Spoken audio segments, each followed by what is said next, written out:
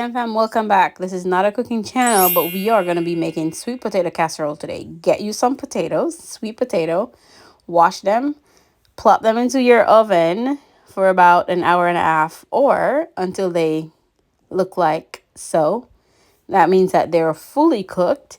And then we are going to take those out of the skin. And then you're going to add that to a mixing bowl, and then you are going to mash. You're going to crush this out.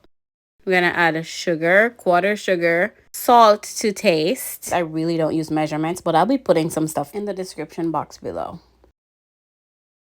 Then you're going to add a quarter cup of melted butter, cinnamon, vanilla, and 2 eggs. You want to make sure that your potato has cooled down before you put the egg, because the egg will cook and we don't want that. And then you're going to mix that all together. You can feel free to use a mixer. I'm just going in with a fork at this point. And we're mixing all our ingredients together. I'm going to be adding heavy cream in just a moment.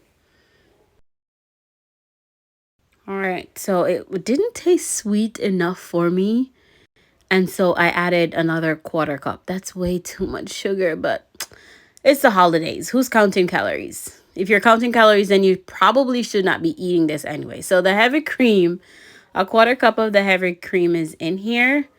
And we are mixing. All the men in my house absolutely love this. I make it quite often. And so I thought I would share it with you guys. So we are putting it into one of my little bacon dishes here, a Pyrex. And you're just going to smooth that off, even it out on the top like so. And then we're going to set that to the side to make the topping. You can do it without the topping, but we love the topping. So we're using a quarter cup sugar, quarter cup flour, oats, quick oats. I did some nutmeg in here. I did cinnamon, and I'm adding another quarter cup of melted butter. I also added pecans, crushed pecans.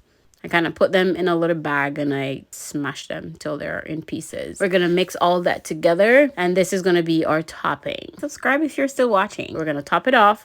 I prepared this overnight before Thanksgiving because I knew I was going to do a lot of cooking, and so this dish was one of the dishes that I could like prep from overnight so that I could have it easier tomorrow, and so we don't have to spend all day cooking, my husband and I. So we put it in the refrigerator, and then we took it out so that it comes down to room temperature, and then we put it in the oven for about 20-25 minutes.